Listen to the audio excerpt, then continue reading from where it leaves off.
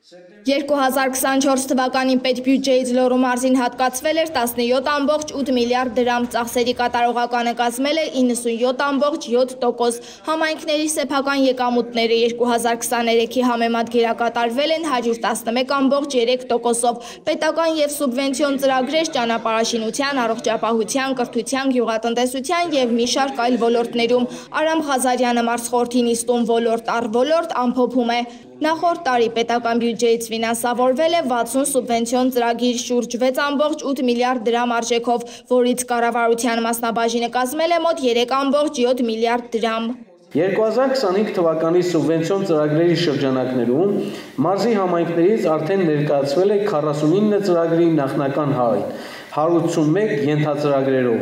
և ընդհանուրը շուրջ 13,2 միլիարդ դրամ նախահաշվային արժեքով, որից մոտ 7,3 միլիարդ դրամը ակնկալվում է ֆինանսավորում պետական բյուջեից։ 2024-ին մարզում իրականացվել են 12,4 միլիարդ դրամի ճանապարհաշինական աշխատանքներ, հիմնանորոգվել է ընդհանուր 81,2 կիլոմետր ճանապարհ, 59,3 կիլոմետրը պետական բյուջեի միջոցներով, 21,9 կիլոմետրը սուբվենցիոն ծրագրերով, առողջապահության ոլորտում նախորդ տարի ներդրվել է 2,9 միլիարդ դրամ։ Լոռու մարզում առողջապահության նախարարությունը կատարել է 22,8 միլիոն դրամի ներդրում։ Առաջկա ծրագրերից են Սպիտակի բժշկական կենտրոնի, Վանաձորի թիվ 1 պոլիկլինիկայի, Մեծ Պառնի առողջության կենտրոնի, Արևածագի առողջության առաջնային պահպանման կենտրոնի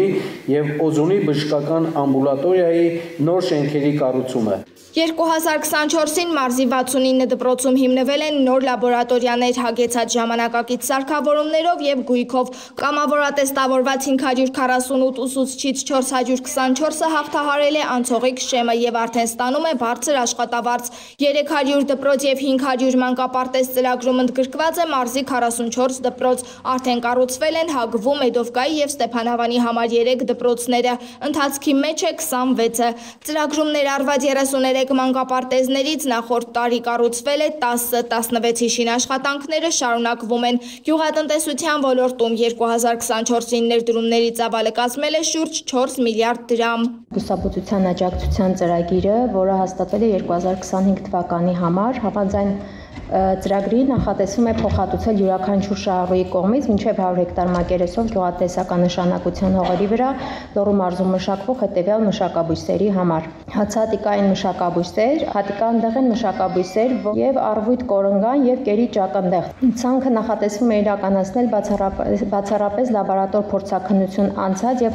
հավաստագրված սերմերով։ 2024-ի մայիսյան հեղեղումներից տուժել էր 24 բնակավայր, մոտ 1140 անձ, զգալի վնաս էր հասցվել ենթակառուցվածքներին, Երկաթգծին մարզի 8 տեղամասում, ճանապարհներին 45 հատվածում, որոնցից 5-ն ամբողջությամբ փլուզվել էր, վնասվել էին 29 կամուրջ և կամրջակ, 16-ն արդեն վերականգնված է, 11 կամուրջի համար էլ կնքվել է շինաշխատանքների պայմանագիր, մասնակի կամ ամբողջովին վնասվել էին 251 անհատական տներ և բնակարաններ, 168 տրանսպորտային միջոց, տուժել էր 124 տնտեսվարող։ Փոխհատուցման որոշումները պետության կողմից չուշացան։ Բնակելի տների 196 շահառուներ, որոնցից